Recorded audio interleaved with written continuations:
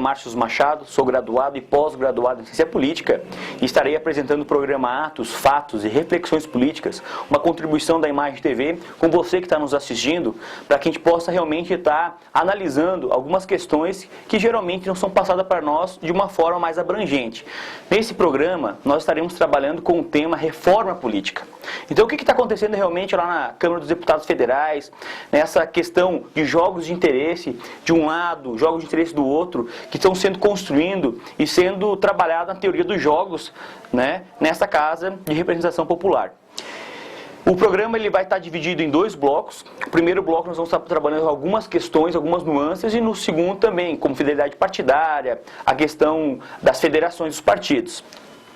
E esse programa, ele é um programa especial, porque como agora nós estamos trabalhando, está tendo também as votações na nossa casa, na Câmara dos Deputados Federais. Reforma política. A partir da Carta Magna, nossa Constituição, outorgada em 1978, né, ela trouxe uma nova perspectiva, chamada Carta Cidadã, Constituição Cidadã, ou Carta Cidadã, Constituição Cidadã. Então ela tem um objetivo como o quê? Buscar uma construção de uma sociedade livre, justa, solidária, garantir o desenvolvimento nacional, erradicar a pobreza, a marginalização e reduzir as desigualdades sociais e regionais. Promover o bem de todos, sem preconceitos de raça, origem, etnia, sexo, cor, idade, ou qualquer outra forma de discriminação.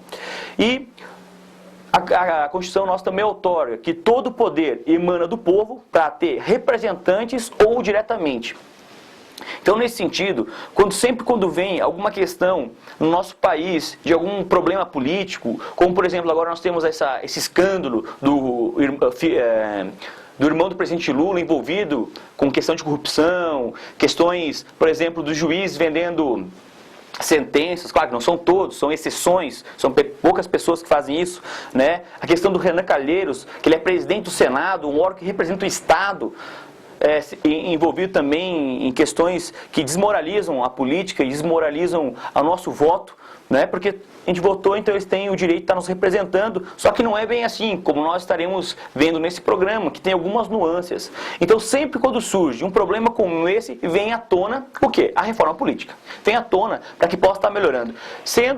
Colocando por alguns especialistas, ou até pela mídia nacional, que é como se fosse um antídoto, um remédio, que vai resolver todos os males da sociedade. E não é bem assim. A gente sabe que muitas coisas estão para melhorar, muitas coisas estão entrando num nível de tecnologia interessante, mas a reforma política ela não vai trazer a redução de todos os males, ela vai contribuir. Agora, tem alguns autores que eles estão trabalhando da seguinte maneira. A reforma política ela tem três bases fundamentais. Primeiro, financiamento público de campanha, fidelidade partidária e também a questão de como você vai eleger seus representantes, através de listas pré-ordenadas, o voto distrital misto, puro. Então são questões que nós estaremos trabalhando. Esse projeto, ele deverá ser sancionado, aprovado pelo governo Lula até no dia 3 de outubro deste ano. Por quê? Porque precisa de um vacatio legis, precisa de um tempo para poder estar sendo um tempo de experiência, um tempo de atuação. Esse tempo de atuação é chamado vacatio legis, que é uma espera que tem que ter a lei.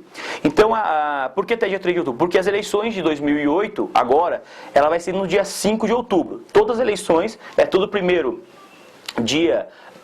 domingo de outubro, primeiro turno, e se caso tiver segundo turno, vai para o último domingo de outubro.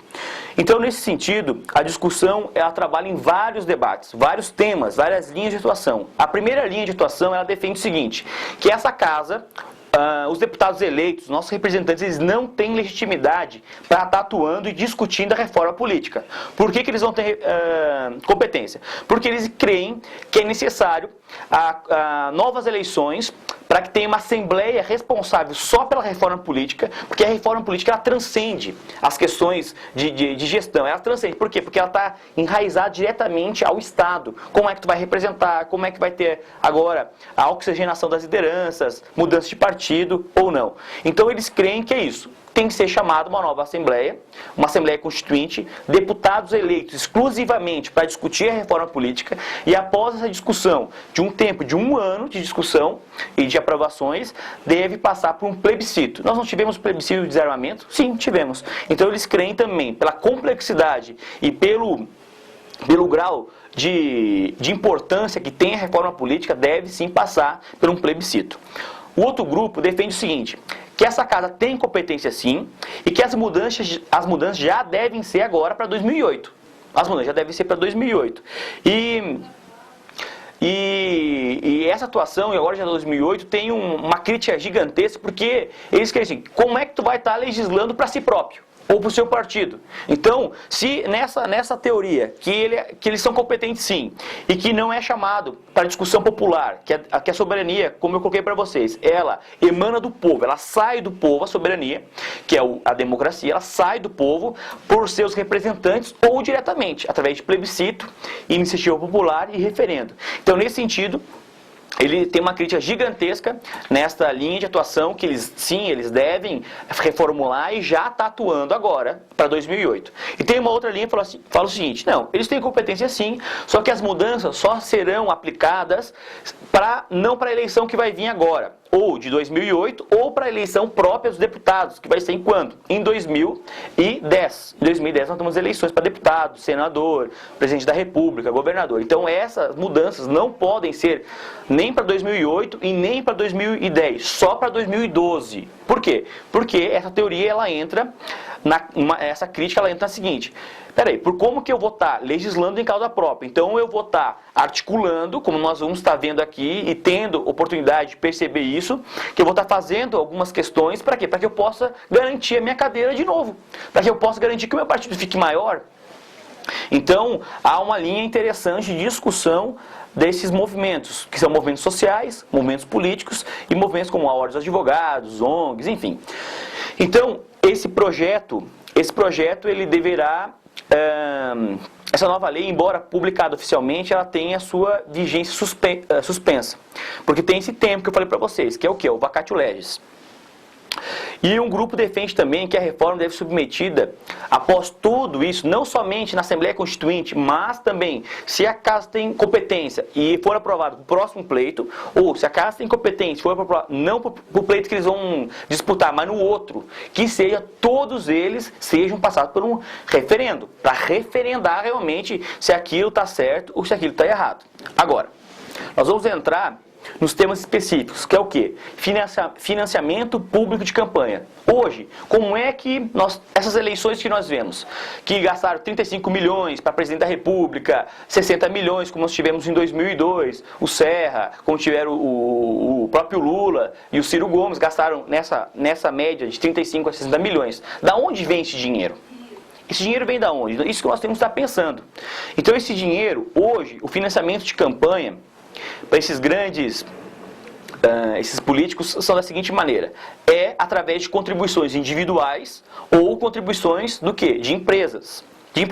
Então, quando acontece isso, um financiamento de uma empresa para um político e ele é eleito, o que acontece? É a troca de favor. Então, qual que é a troca? No primeiro momento, eu recebo o meu dinheiro para estar atuando na política. No segundo momento, o que acontece? Eu vou ter que fazer uma troca de favor. Eu vou ter que devolver, não o dinheiro, mas uma troquinha de favor. Por exemplo, licitações. Então, esses grandes problemas que nós temos tendo agora, que nós vemos diretamente, ouvimos, lemos e assistimos, né, nos meios de comunicações em relação às licitações, os 10%. Então são questões como essa aí, que às vezes tem aquela... Porque você sabe muito bem que para você poder concorrer para uma obra pública, nós temos licitações, concorrência, enfim, várias variantes. E essas licitações, elas às vezes já têm as cartas marcadas. Não quer que todas tenham. Quer dizer que algumas têm as cartas marcadas. E nessas cartas marcadas que nós estamos vendo na televisão, ela diz o quê? Que é uma troca de favor. Pois bem, essa proposta de financiamento das campanhas, financiamento público, ela tem algumas linhas de atuações. Pessoas que defendem financiamento público propriamente dito, limpo, puro, que é o quê? É a necessidade de nós acabarmos com o poder econômico, que é muito alto.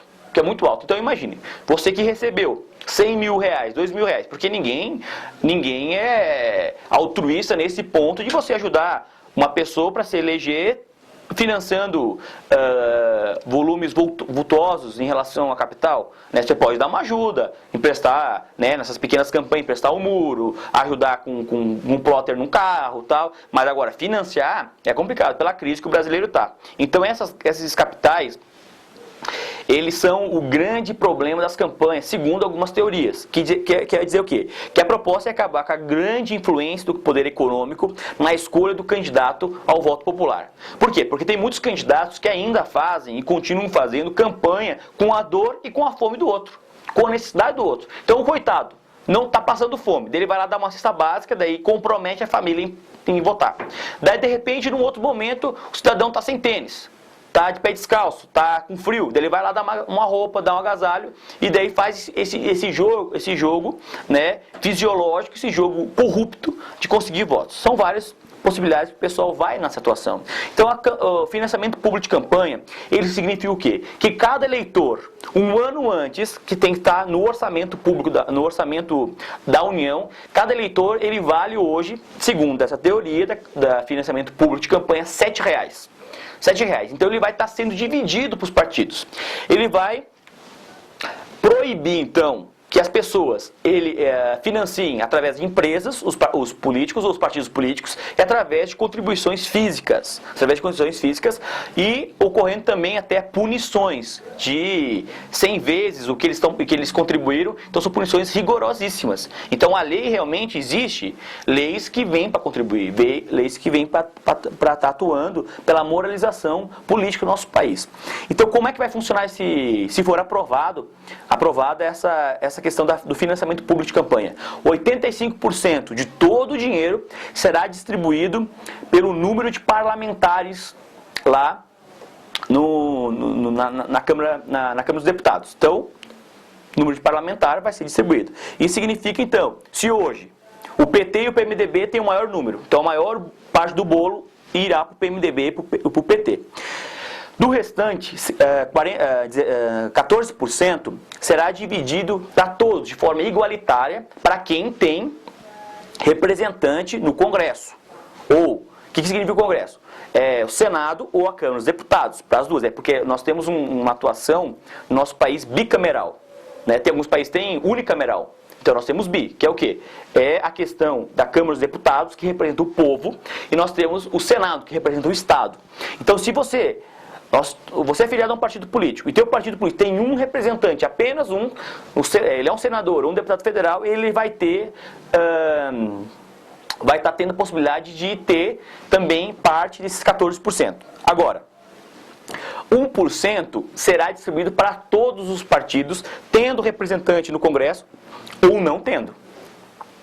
Então, ele atua nesse sentido, o financiamento público de campanha. Tem um outro posicionamento que ele fala o seguinte: não, nós temos que ter o financiamento misto de campanha. O que significa isso? O poder público está pagando a campanha e também o setor privado. Então, nós temos uma alternativa que ele está atuando. Então, lá na Câmara dos Deputados, está tendo um debate gigantesco que diz, numa linha, fala que somente financiamento público, para evitar corrupção, para evitar essa questão do lobby, de você estar devendo favor para os outros. E esse fala o seguinte: não, ele é um sistema misto, só que tem uma diferença. Ele tem uma diferença, que é o seguinte: tem o financiamento público de campanha, o povo vai pagar para fazer campanha, e só que é vetado financiamento de empresas privadas. É vetado somente para pessoas físicas. Se você, cidadão, pagiano, está nos assistindo agora, quer financiar um político, você vai poder pagar, contribuir com até 10% da renda bruta, né, oferida no ano anterior. No máximo, no limite até de R$5.000. Então não pode passar mais que isso. Se você passar que isso, é uma multa, você vai estar sendo levado... vai estar sendo levada essa questão à Receita Federal para ser investigada e tendo até problema, né, enfim, essas questões que a gente sabe de sonegação e tal. O terceira linha, ele fala o seguinte: uns defendem que deve permanecer como está. Então não tem que ter financiamento público de campanha, porque o dinheiro ele deve ser aplicado na saúde, na educação, na segurança, e deve ser como está. Então, se eu conseguir lá na empresa privada um dinheiro de R$100.000 ou R$1 milhão para minha campanha, bom para ti. Se você conseguiu R$50.000, Não tá, porque não vai ter. Então, tem um cientista político chamado Demetrio Magnoli, ele fala o seguinte, que hoje já nós temos um sistema de financiamento de campanha, porque isso é uma atuação plus a mais, que seria R$7 por eleitor. Então esse financiamento público de campanha, ele fala que é do fundo partidário. Já vem do fundo partidário, então lá ele foi instituído em 95, em 95 era 23 centavos, né, por eleitor, tal, então ele vai aumentando com os juros e tal. Então o que aconteceu? Então já tem, só que esse é diferente. O financiamento público de campanha é repassado da União para os partidos, um volume gigantesco. Então imagine, R$7 por eleitor.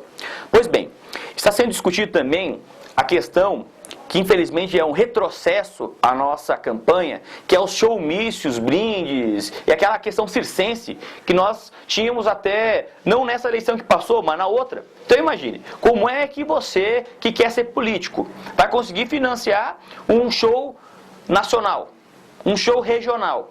Nada mais é que você vai pagar 60, 100 mil reais para um show nacional. E para um show regional você vai pagar 15, 20 mil reais por um show.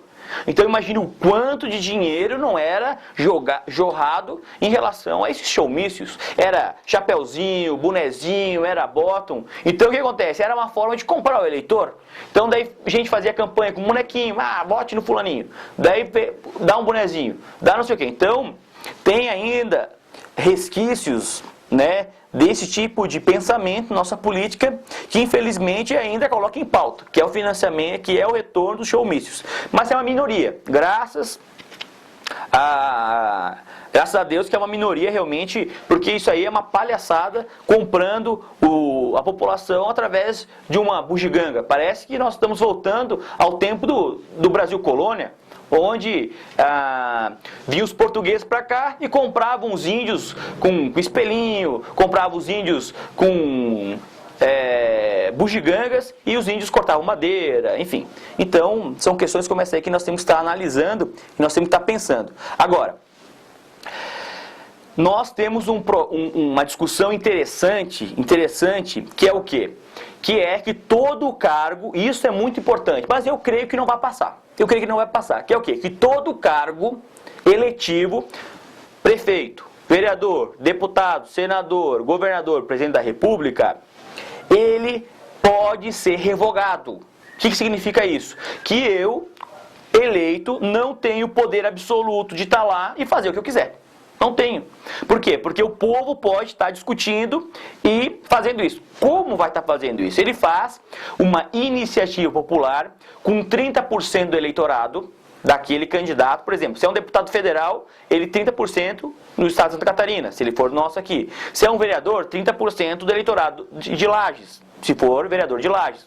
Então, ele vai estar fazendo isso e vai estar referendando através de uma votação de toda a cidade que tem que ter mais de 50%. Então, o que aconteceria? Por exemplo, Renan Calheiros, que o pessoal está pedindo para ele se afastar do cargo, ele não quer se afastar e está perdendo a base, tanto da base. Pedro Simon afirmou que ele deve se afastar, ele é do PMDB, Pedro Simon, senador do Rio Grande do Sul, pediu para ele se afastar, ele não quer se afastar. Então o que aconteceu? Se a população ficar revoltada com isso, com a sacanagem, e alguém está pagando para questão alimentícia, para relações que ele teve e depois uma empresa está pagando como supostas, a gente não pode afirmar, porque só depois trânsito julgado, questão da Mendes Júnior, né? Então a gente poderia estar fazendo isso, está chamando, né? Como o Severino Cavalcante, que era presidente também da Câmara dos Deputados, está chamando a população para discussão, está colhendo assinatura e chamando um plebiscito para tirar político que você outorgou o poder para ele. Tá entendendo? E ele não tem o direito de fazer qualquer coisa. Então, são questões como essa que estão debatendo na Câmara dos Deputados. Eu creio que isso não vai passar. Isso já acontece na Venezuela, né, em alguns outros países de avançadíssima democracia. E, enfim. Então, nesse momento, nós estamos terminando nosso primeiro bloco do nosso programa Atos, Fatos e Reflexões Políticas, uma produção Imagem TV, e dentro de instantes retornaremos com algumas questões polêmicas também da divergência da fidelidade partidária, pesquisas eleitorais e outros temas. Um grande abraço e até um pouquinho.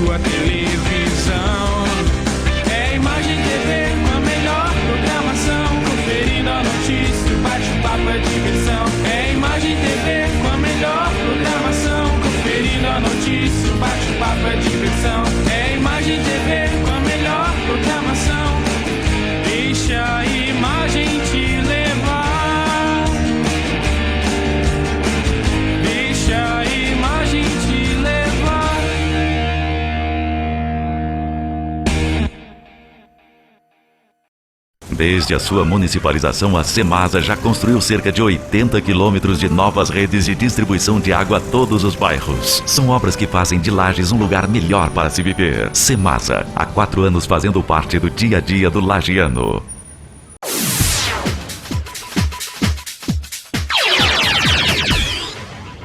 Alô, galera da Imagem TV, vai aqui um abraço do Falcão. Até mais. Revista Casamento e Eventos, agora também nas bancas. Anuncie 43 3252 8279 ou www.casamentoseventos.com.br.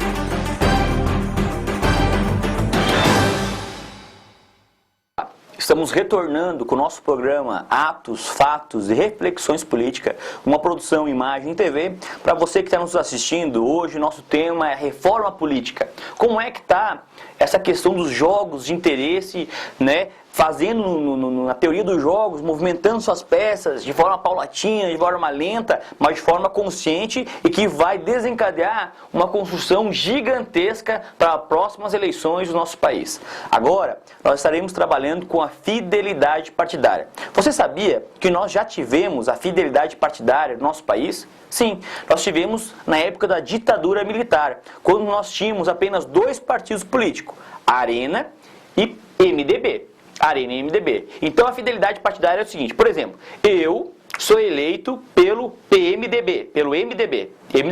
E você que está nos assistindo é eleito pela Arena.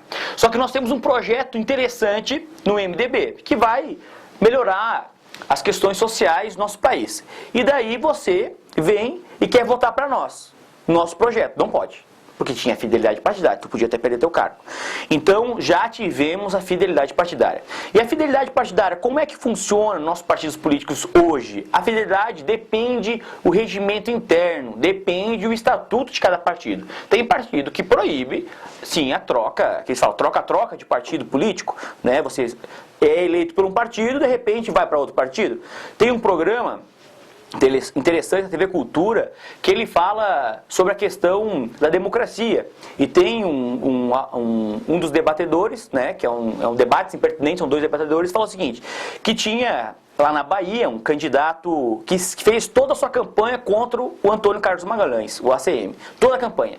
E de repente, quando ele é eleito, e quando ele ingressa no Legislativo, ele mudou de partido para o partido do Antônio Carlos Magalhães. Daí o entrevistador, apavorado, perguntou para ele, mas como é que tu fez toda a tua campanha contra o ACM e de repente você ingressa junto com o partido na base de aliado do Antônio Carlos Magalhães? Ele falou assim, não, isso foi um sacrifício que eu fiz com meus eleitores. Então, para você ver como é que é essa questão das trocas de favor, a questão do fisiologismo, a questão das vaidades e da necessidade desses grupos perpetuarem no poder de uma forma que há muito tempo já estão. Pois bem, então a fidelidade partidária agora é a necessidade não de estar, como era no tempo da ditadura militar, estar com os 2 partidos e garantir a governabilidade daqueles partidos, mas sim agora a necessidade de chamar atenção para o troca-troca de partidos. Então, atualmente, cada partido adota suas próprias disposições, como eu falei para vocês, na questão do regimento interno, no estatuto de cada partido político que nós temos. Então, nesta linha de fidelidade partidária, ele diz o seguinte, que é a vontade popular de ter votado no eleitor e que é expressa pelo voto, para que ele não fique trocando de partido político, mas para que ele continue. Porque a hora que você vota num candidato, tu também tem pessoas que votam só no candidato. Tem pessoas que votam no candidato e no partido que ele está enraizado, que ele está afiliado. Então as pessoas votam no candidato pela ideologia que ele segue daquele partido. Então há parece que é uma falta de respeito muito grande com o eleitor a hora que ele fica mudando de partido político. Então essa linha diz que o quê?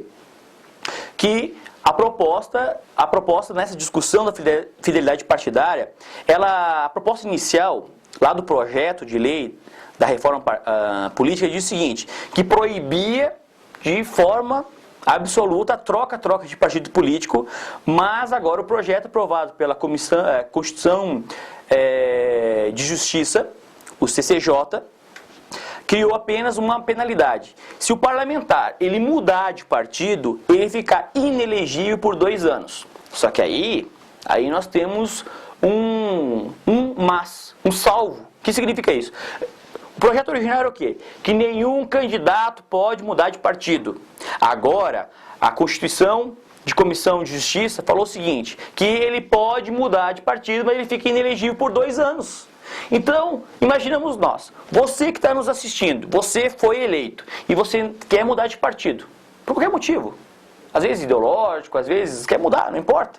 E você pode mudar de partido porque você vai ficar 2 anos inelegível. Então eu mudo de partido no início da legislatura, que são 4 anos. Então, primeiro ano de mandato, segundo, terceiro e quarto. E no início eu pulo de partido. Então 2 anos eu fico inelegível. Mas a partir da próxima eleição eu já estou apto a poder me candidatar. Então abrindo uma falha para a troca de partido. E nessa fidelidade tem algumas atuações dos campos majoritários e minoritários que estão discutindo o quê? Os mandatos legislativos. Então ele quer dizer o quê? Só vereador, deputado estadual, federal e também senador, eles estão nesse rol que eu vou estar falando para vocês. Então, executivo não, prefeito, senador e governador e presidente da república não está, então ele vai poder mudar de partido. Então os mandatos legislativos de qualquer natureza pertencem ao partido e o candidato que mudar de partido perderá o mandato. Só o legislativo, só no legislativo, o executivo não. A outra linha diz o seguinte, a troca de partido ela é permitida não importando, a troca de partido é o seguinte, não é permitida, não importando se é legislativo ou executivo. Então a primeira linha diz o quê? Que você não pode mudar de partido, mas só o legislativo. A segunda fala, você não pode mudar tanto o legislativo quanto o executivo. Para concorrer para outro cargo no período de vigência do mandato, o que acontece? Por exemplo, essa questão, ela diz o seguinte, eu sou deputado estadual ou federal e eu quero concorrer a prefeito da minha cidade.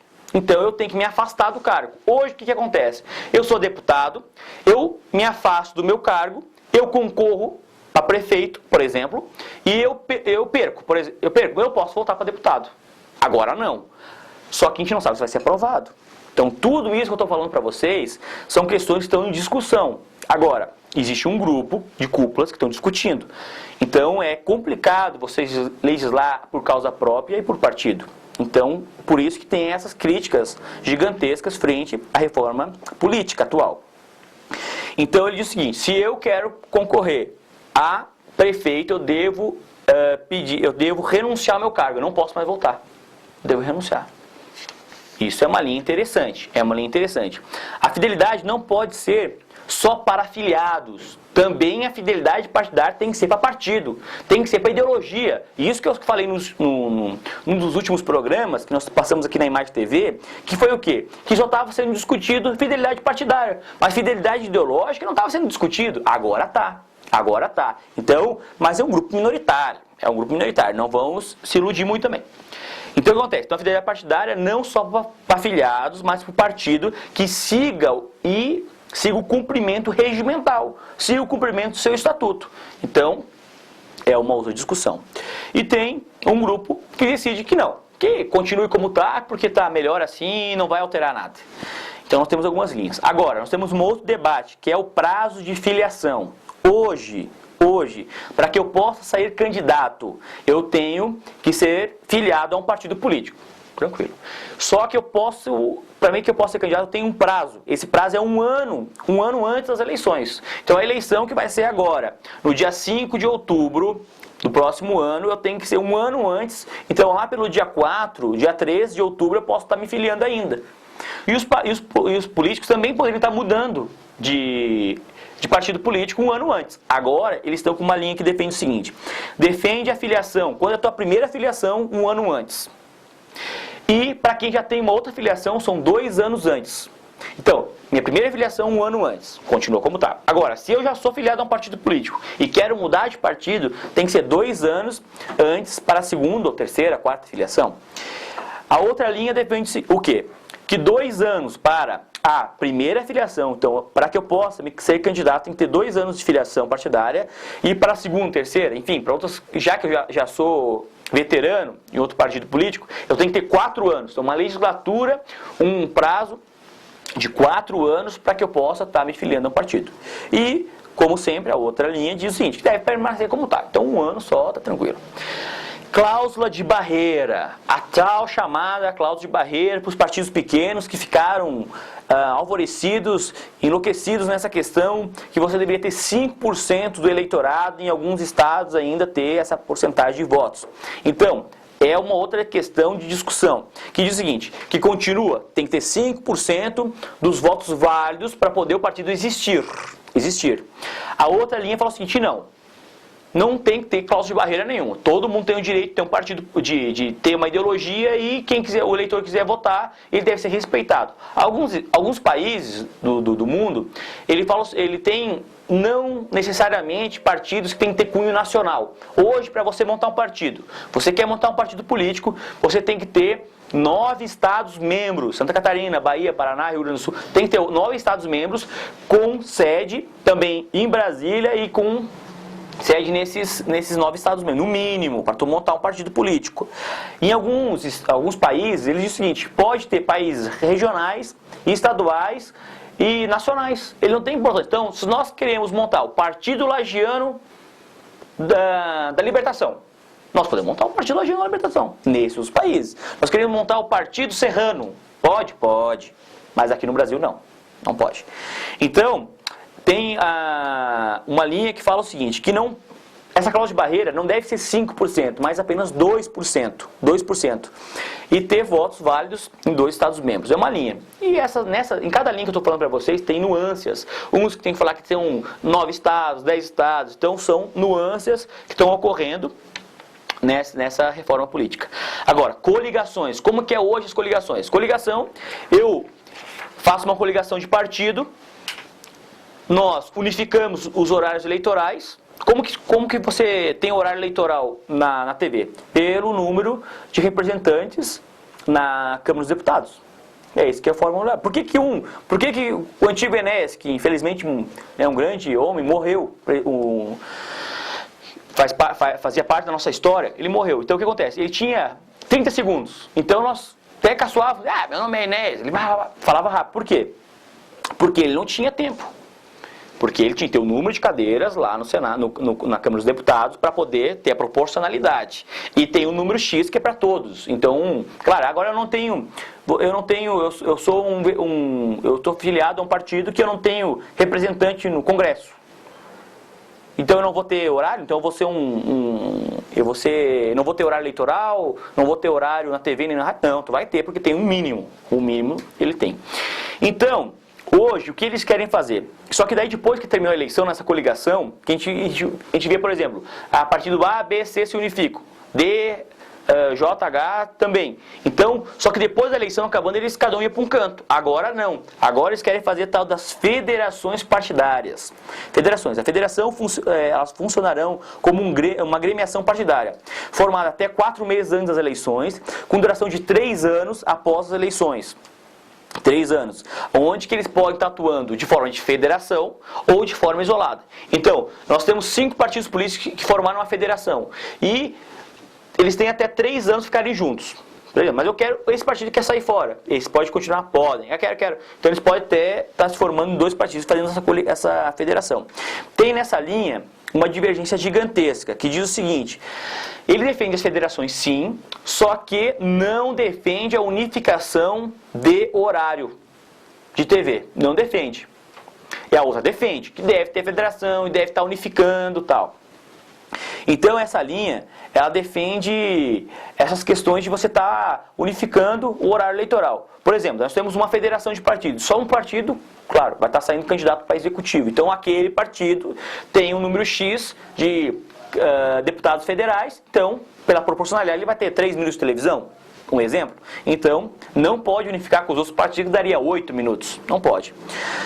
A questão da reeleição. Como é que fica? Hoje nós temos a reeleição para executivo e para legislativo. Executivo, o que é o executivo? Executivo é prefeito, governador, presidente da república. Legislativo, ele é o quê? Vereador, deputado estadual federal, senador. Então esse é o legislativo. E o legislativo, ele ad perpetuum. Se eu quiser ser 10 vezes reeleito e eu conseguir, eu vou ser 10 vezes reeleito. E o prefeito não. Nosso prefeito, se ele quiser ser mais de 2 vezes reeleito, ele não pode. Não pode. Por quê? Porque é um veto. É um veto. Então tem uma linha que fala o seguinte, que a questão da reeleição é erga omnes, para todos, tanto para prefeito, como tanto para executivo como legislativo, quantas vezes ele conseguir ser eleito, ele vai ser. Minoritária, temos que ter bem claro essa questão. Tem uma outra que fala, o fim da reeleição pro executivo. Pro legislativo não, só pro executivo. E aumento de mandato, de 4 anos para 6 anos. O outro ele fala, o fim da reeleição para executivo e para legislativo. Minoritária.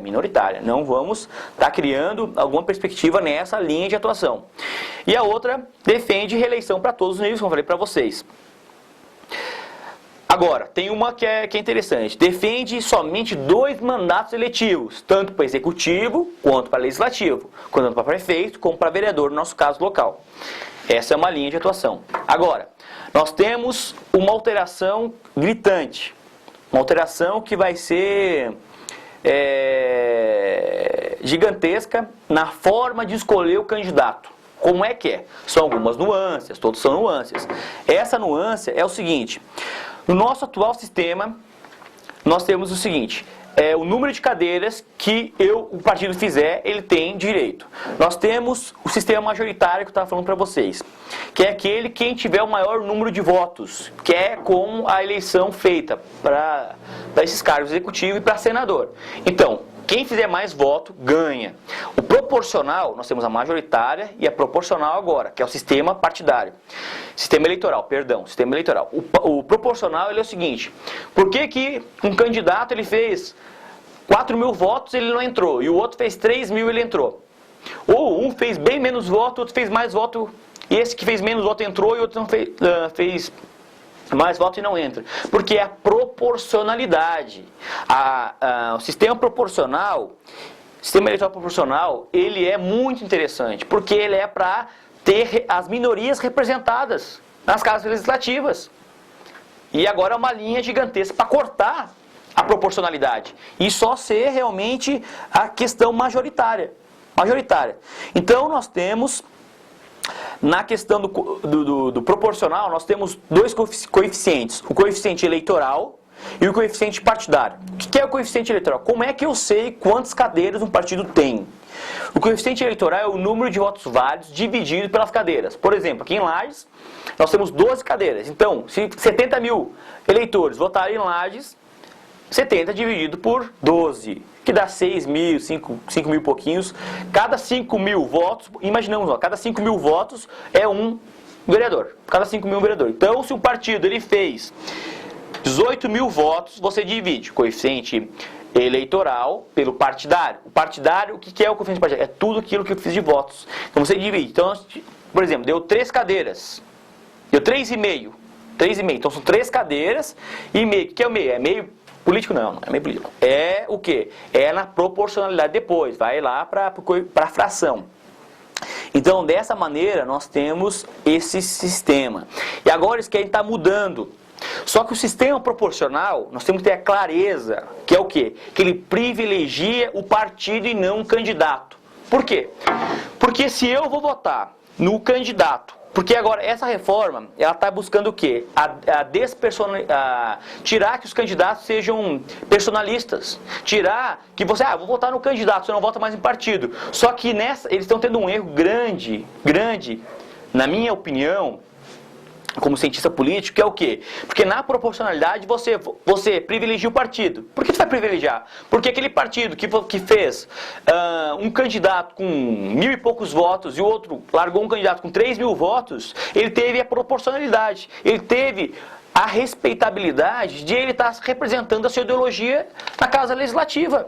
Por quê? Porque a sociedade ela não é homogênea, ela é heterogênea, então ela tem as suas divisões. Tem pessoas que seguem uma linha neoliberal, tem pessoas que seguem uma linha mais de libertação, tem umas pessoas que seguem várias nuances. Então tem que ser respeitada, Então, agora a proposta ela é mexer com o sistema de escolha do candidato. Por exemplo, isto que eu vou estar falando para vocês é a listas partidárias pré-ordenada ou lista fechada, que é lá da origem do relator do projeto de lei da reforma partidária. A lista diz o seguinte, que você vota no partido, e vai ter uma lista pré-ordenada de candidatos. Quem é que vai escolher o candidato? Vai ser o partido político. Então, nessa linha de atuação, nada mais é que uma ditadura dos partidos. Por que uma ditadura de partido? Você que quer ser político, você vai ter oportunidade. Se tem um grupo, se tem os oligarcas no partido, os donos do partido, não, tu não vai conseguir. Então isso é uma afronta à democracia, uma afronta gigantesca. Então essa lista pré-ordenada é um retrocesso, Então isso vai aumentar o poder das oligarquias, só que é como se fosse, por exemplo, assim, ó, então vai ter, você votou num partido e vai ter primeiro candidato, tal. E tem uma linha ainda que mais retrógrada, fala assim, eu fui eleito, eu sou um deputado, sou eleito, e a lista pré-ordenada, próxima eleição, o meu nome tem que estar um dos primeiros nomes, eu tenho que ter prioridade. Então o outro, você quer perpetuar no poder, e o outro que quer ter oportunidade também de mostrar o seu trabalho, não vai poder, tá? Então, essa é uma linha chamada lista pré-ordenada ou lista fechada. Nós temos um voto chamado voto puro, distrital puro, que acontece na Inglaterra. Então, aqui, vereador, nós temos 12 cadeiras. Então, Lages vai ser dividida em 12 regiões. Cada região vai votar num candidato. Então, vai ter vários, por exemplo, assim, a região lá do bairro São Cristóvão, Coral, é uma região. Então vai ter um candidato, ele vai ter a oportunidade de eleger um candidato. Então são 10 candidatos concorrendo para uma vaga. Só que ela não é proporcional, ela é majoritária. Então o candidato que tiver mais votos, ele ganha. Então vai estar perdendo uma forma gigantesca, gritante, a proporcionalidade das minorias. A minoria ideológica, minoria de grupo, minoria de pensamento vão estar sendo prejudicadas. Então, chamado voto distrital puro. Nós temos 513 deputados federais. 513. O Brasil vai ser dividido em 513 regiões, 513 distritos. Então, ele é como se fosse, você vai votar um vereadorzinho local para estar representando você de forma nacional. Antigamente, você poderia, para você ser candidato, e tem uma linha que fala o seguinte, para você ser candidato a deputado estadual, para você ser candidato a deputado federal, você tem que ter voto da federação inteira. Por quê? Se você não tiver voto na federação inteira, no Brasil inteiro, não que você vai ter uma campanha que vai ter que se deslocar, mas as pessoas vão ter a oportunidade de votar em você, para você conhecer as regiões. Como é que eu, lagiano, vou estar conhecendo a realidade da Amazônia?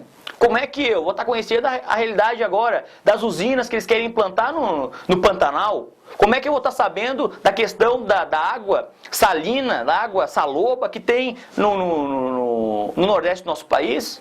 Eu tenho que estar lá para conhecer a região. Eu tenho que estar porque o nosso Brasilzão é um país que jamais pode ser desmembrado. Ele tem que ser unificado. Então tem aquelas teorias, o Sul é meu país. Isso é uma afronta à soberania popular brasileira. Porque quando os países estão querendo se unificar, querem dividir. Mas esse é para um outro tema de debate. Agora nós estamos falando no voto distrital. Só que tem o puro. E eles querem fazer o chamado, também tem a opção de ser chamado distrital misto, que acontece hoje na Alemanha. Que diz o seguinte, é uma mistura entre a porcentagem eleita nos distritos e os eleitos proporcionais. Agora está um equilíbrio. Então eu faço um voto majoritário, quem for mais eleito, um X. Por exemplo, nós temos 2 votos aqui na região. Então um vai ser proporcional e o outro vai ser majoritário. É um meio termo que eles querem fazer. Então o cidadão vota no partido, mas não vota no candidato. E quem escolhe os candidatos nessa linha pré-ordenada é o partido. E daí você não vai estar mais escolhendo. Então nesse distrital misto pode também estar a lista pré-ordenada inserida nisso aqui, nesse voto distrital. Agora nós temos um outro, que é o chamado, outro tipo de voto distrital, que é chamado voto distrital misto, mas com uma outra nuance. Você faz o seguinte, é por região distrital, mas você, em vez de escolher um candidato apenas, ou tem a questão da lista pré-ordenada. Mas agora vamos ver se a gente tem a possibilidade de votar. Então a gente vai votar nosso candidato. Então em vez de votar só num candidato, pode votar 1, 2, 3 candidatos. Então tu vai ter a escolha. Então eu posso votar em 3 candidatos. Eu vou lá e voto em 3 candidatos. E daí ele faz o que? A reordenação da lista. Reordenação.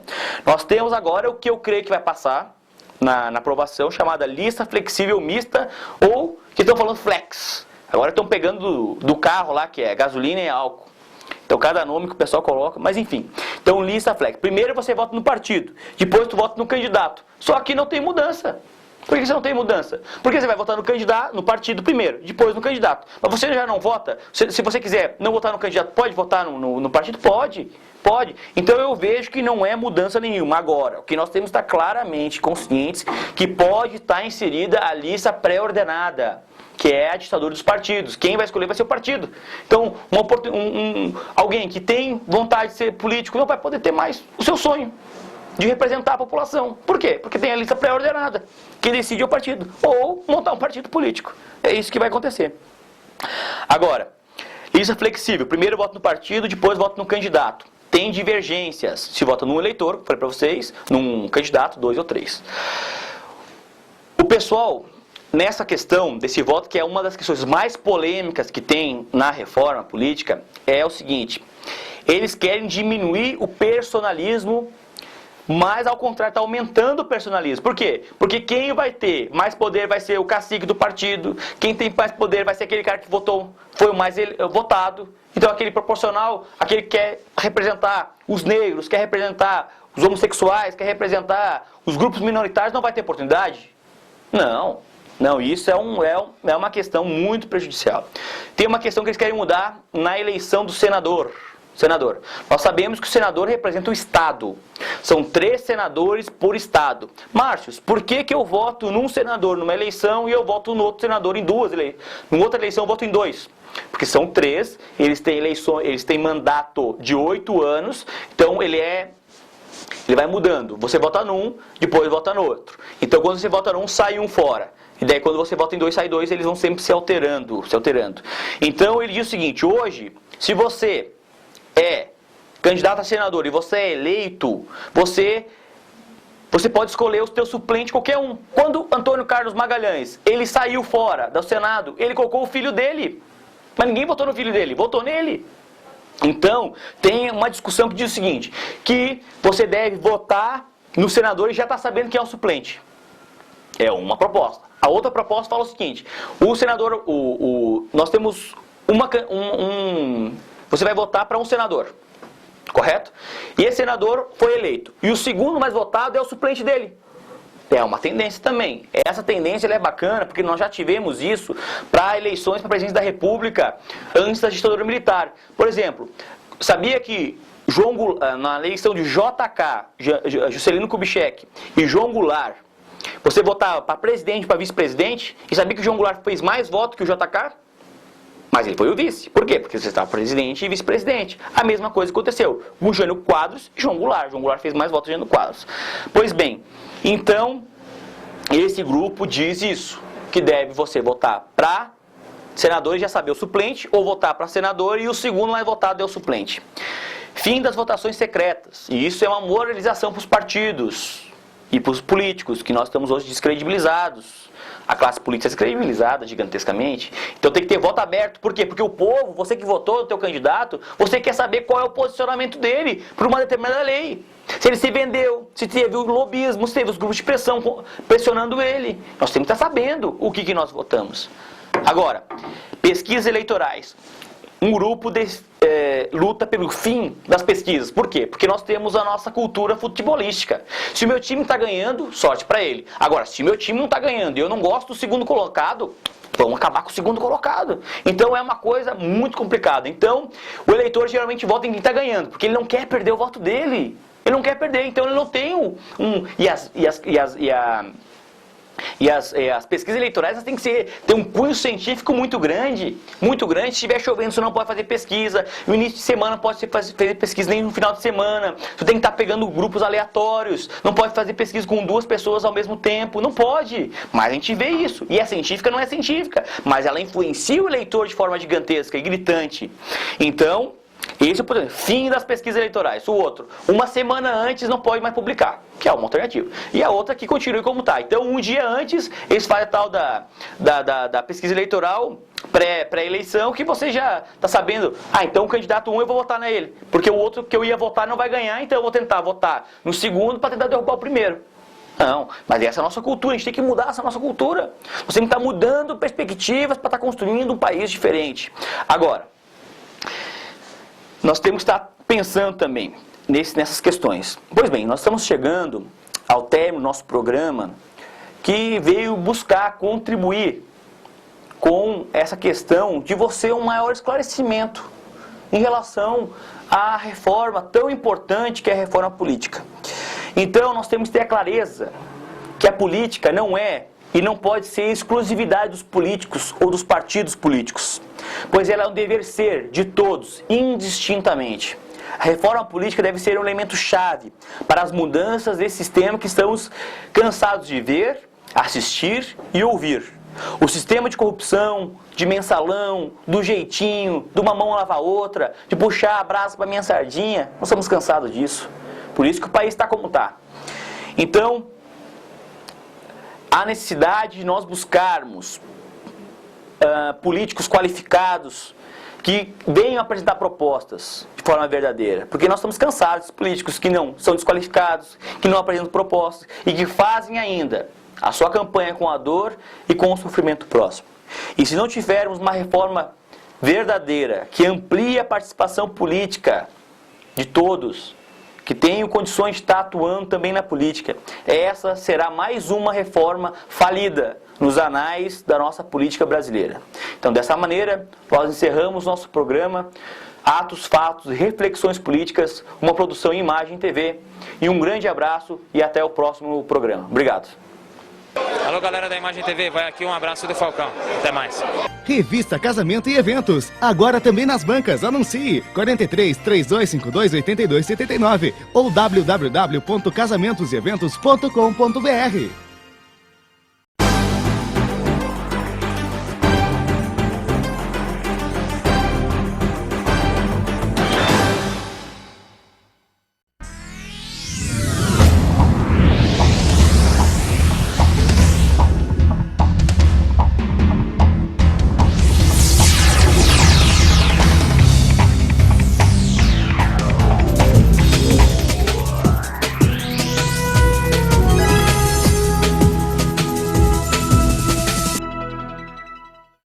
Olá, meu nome é Márcio Machado, sou formado e pós-graduado em Ciência Política e estarei apresentando para vocês o programa Atos, Fatos e Reflexões Políticas, uma produção Imagem TV, tendo como tema de hoje o cancelamento da concessão da Rádio Caracas Televisão, uma emissora de televisão na Venezuela, onde teve sua concessão cortada pelo governo chavista, governo da Venezuela.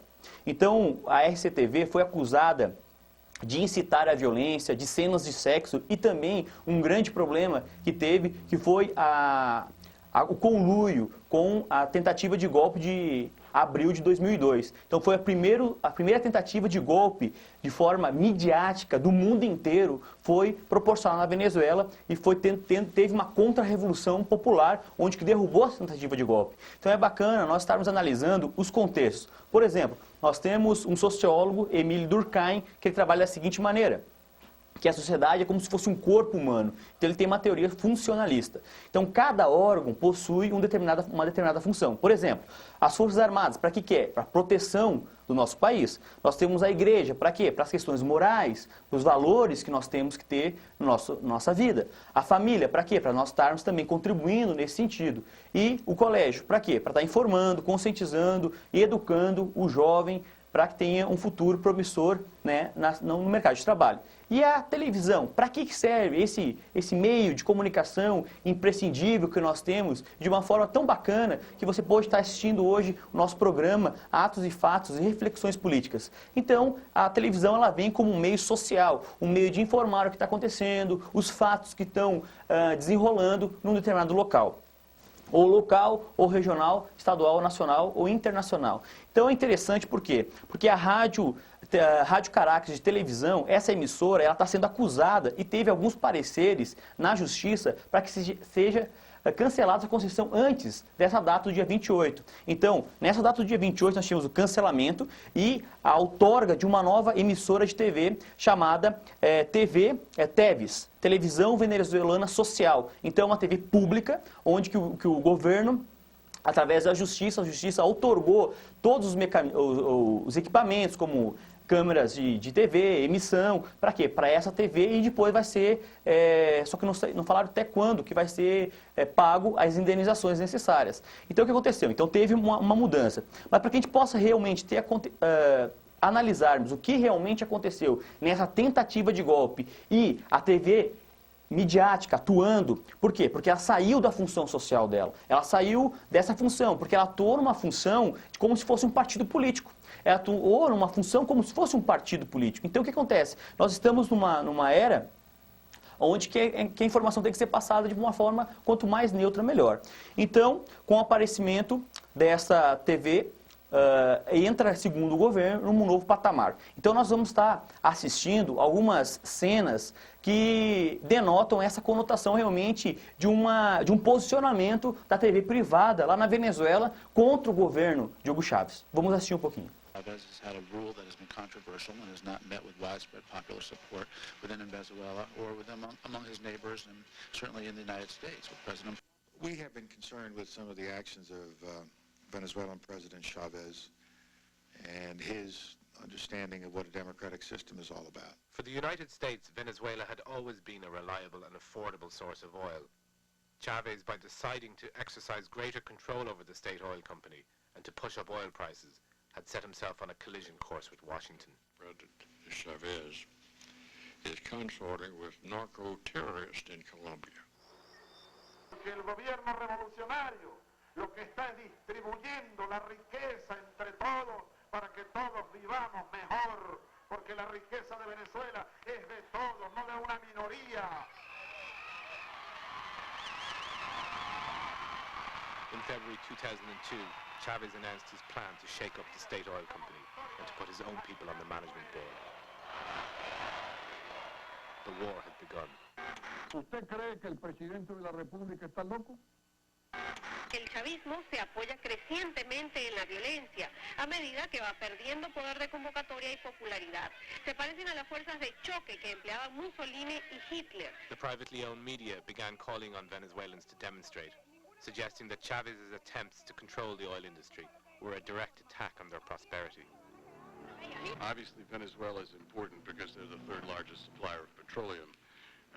I would say that Mr. Chavez, and the State Department may say this, probably doesn't have the interests of the United States at heart.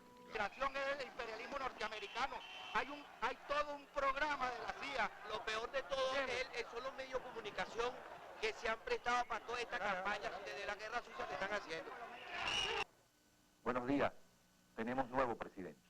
Debo decirlo, gracias Venevisión, gracias RCTV. Yo voy a decir una cosa, y nosotros tenemos que decir, tanto Venevisión como RCTV, gracias Televen, gracias CMT, gracias Globovisión, gracias medios de comunicação. Bom, pessoal, então nós assistimos alguns vídeos e o porquê desencadeou realmente essa tentativa de golpe. Então, em abril de 2002, nós tivemos essa tentativa.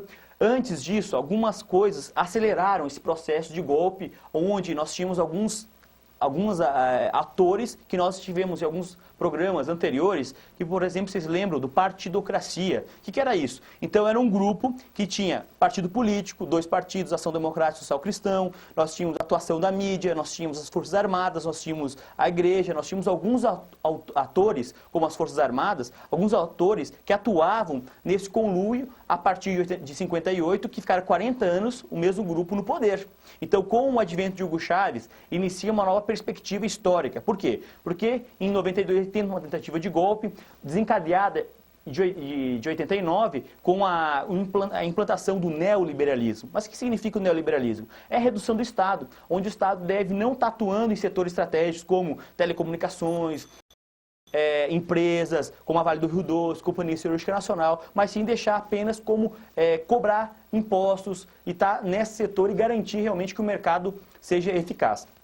Então, a partir de 89, aconteceu uma grande revolta popular e em 92 ele tenta um golpe armado e em 98 ele entra via democrática e chama a nova Constituinte. Essa nova Constituinte é interessante porque ele faz uma refundação do Estado através de uma nova democracia chamada Democracia Participativa Protagonista, com um novo protagonismo. Então ele começa a mudar. Por exemplo, nós temos uma grande instituição na Venezuela chamada Petróleos da Venezuela, que é o quê? É uma estatal petrolífera, onde que grande parte de tudo que eles arrecadam é através do petróleo e ela estava sendo privatizada, vendida para o setor privado. E o Estado, no governo de Hugo Chávez, ele busca realmente voltar e reestatizar essa grande peça fundamental para o Estado venezuelano.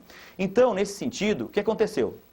Nós temos uma atuação onde que o governo nunca tinha colocado de forma autônoma o presidente da Petróleos da Venezuela. Então, 25 anos não tinha acontecido isso. Então, Hugo Chávez vem e começa a buscar uma autonomia, uma identidade do Estado perante os seus gestores, perante seus órgãos de excelência. Então, teve uma grande rebelião empresarial em relação a isso. E quando ele foi eleito, é interessante nós estarmos notando que saiu até num documentário da Roda Viva, que fala o seguinte: o governo, quando ele foi eleito, Hugo Chávez, veio empresários das telecomunicações, veio empresários das grandes empresas multinacionais, vieram conversar com ele. E falaram da seguinte maneira, e foram numa viagem à Europa, conversando com ele, trocando umas ideias, e falaram assim: não, a gente precisa, agora que você entrou, nós queremos o Ministério das Telecomunicações, nós queremos a presidência do Banco Central e queremos outros pontos estratégicos. O governo falou: não.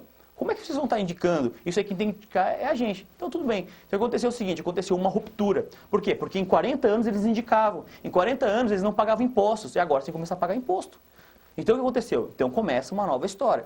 Então, acontecem grandes manifestações, porque o Hugo Chávez começa a atuar numa linha, por exemplo, dessa questão da estatização da Petróleos da Venezuela. Ele começa a atuar numa linha onde 6 milhas da costa marinha só pode ter pesca artesanal e não pesca predatória. Ele começa a atuar em linhas estratégicas de multinacionais. Então, começam manifestações pró-governo e contra-governo. Então, nesse dia, aconteceu uma grande manifestação contra o governo chavista, que eles estavam indo de um determinado ponto de Caracas, indo para frente da Petróleos da Venezuela. E neste ponto, o que aconteceu? Eles saíram dali, e os líderes da marcha de oposição quiseram ir até o Palácio Miraflores. E lá começou a concentração de chavistas, cidadãos venezuelanos que apoiam o governo chavista. Então, nesse sentido, se concentraram. E quando a marcha estava vindo nesse movimento e os chavistas estavam concentrados aqui, o que aconteceu? Aconteceu que tiros começaram a ecoar e matar os antichavistas. Esse é o grupo de oposição. Então eram grupos franco-atiradores posicionados em prédios locais, perto desse posicionamento onde eles estavam indo para cá. E o que aconteceu? E daí esses antichavistas começaram a atirar nos chavistas, porque eles acreditavam que era os chavistas que estavam atirando. E os chavistas começaram a atirar também neles. E aí a história começou deste ponto para cá. A história não começou no primeiro tiro que mataram um antichavista, um grupo de oposição, mas sim a hora que os chavistas começaram a atirar nesse grupo. Depois que a oposição começou a atirar. Então a história começou ali. Imagine você, a minuto, o governo está matando pessoas inocentes, e a população começou a se rebelar, e começou contra o governo. E depois perceberam realmente que era um golpe de mídia, um golpe de Estado, porque depois que a população se organizou, porque a população ela é bacana, porque nós vamos estar também assistindo nesse vídeo algumas questões da democracia aflorando na Venezuela. Vamos lá. Eu nunca na vida havia votado. Quando o presidente Chávez salió a la luz, abrió nuevas expectativas. Entonces nosotros decidimos, bueno, vamos a votar por él. La política para nosotros era que un grupo se hacía rico mientras el otro grupo pasaba hambre y por eso no llegaban los recursos. Pero ahora sí queremos saber de la política porque nos interesa muchísimo la política, porque la política que estamos viviendo ahorita es democrática y participativa.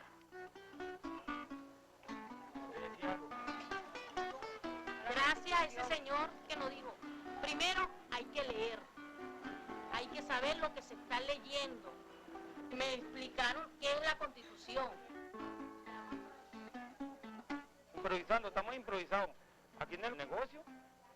Todas estas cosas, pues estamos enseñando también a que aprendan a leer la Constitución, a cómo se lee la Constitución, pues cómo se analiza la Constitución. De primera vez en Venezuela tenemos un gobierno que es democrático, un gobierno que nos hace participar, un gobierno que es del pueblo. A todos los barrios venezolanos que salgan a la calle, no nos tapemos los ojos, no se escondan, este es el barrio, esta es la ciudad, somos todos. Chávez no ha renunciado. El único argumento con el que lo pueden sacar a él de la presidencia es con un referéndum. Eso está marcado en la Constitución Nacional. ¡Él no ha renunciado! ¡Lo tiene secuestrado! ¡Lo tiene secuestrado!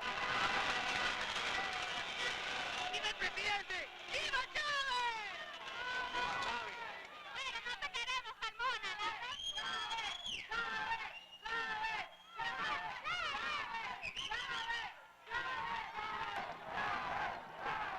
Queremos a Chávez ahorita, queremos a Chávez, no queremos otra dictadura. Ayer emitieron a Venezuela, eso fue lo que pasó ayer, no demostraron lo que aquí está pasando hoy, no violaron nuestra Constitución. Bom, pessoal, vocês puderam notar que a população